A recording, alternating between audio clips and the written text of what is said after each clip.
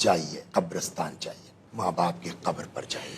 اور میں حدیث اور روایت نہیں, تجربے کی بنیاد پہ بھی کہہ رہا ہوں کہ اگر کوئی دعا کرنی ہے, نہیں ہے ماں باپ اس دنیا میں, ان کی قبر پر جائیے, فاتحہ پڑھیے, ان کو ہدیہ پیش کیجیے, ان سے کہیے کہ آپ کے یہ مسائل ہیں, خدا سے دعا کریں, انشاءاللہ خدا دعا قبول کرے گا. کل کو قیامت میں ان کا مرتبہ ہے جو والدین کی قبروں پر جاتے ہیں. وہ حدیثیں سن لیجیے آپ. جی. سید الابرار یوم القیامہ رجل بر والدیہ بعد موتہما. سوال آپ کا کیا تھا؟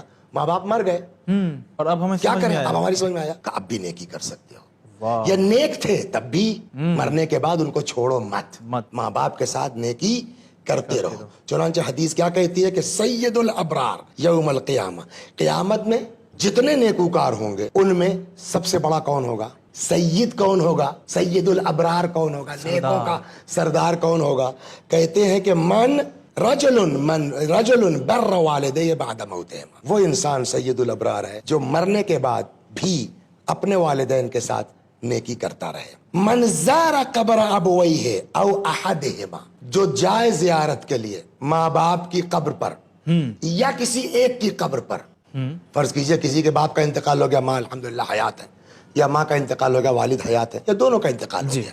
تو اگر کوئی جو ہے وہ زیارت کرتا ہے جا کے قبر پر اپنے ماں باپ کی یا ان دونوں میں سے کسی ایک کی, فی کل جمعۃ, ہر جمعے کو, غفر لہ وکتب برا, معاف کر دیا جائے گا.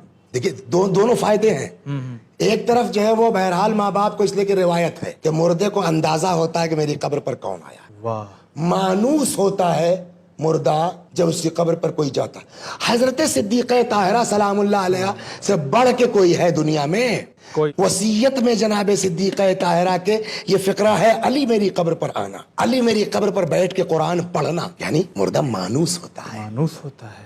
اور بعض روایتیں تو یہاں تک بھی کہتی ہیں کہ جب انسان اپنے کسی عزیز کی قبر پر جاتا ہے اور وہاں بیٹھتا ہے, تلاوت کرتا ہے, قرآن پڑھتا ہے, جب چلنے لگتا ہے تو مردہ کہتا ہے تھوڑی دیر بیٹھ جاؤ, دل لگ گیا تھا تمہارے آنے کی وجہ سے.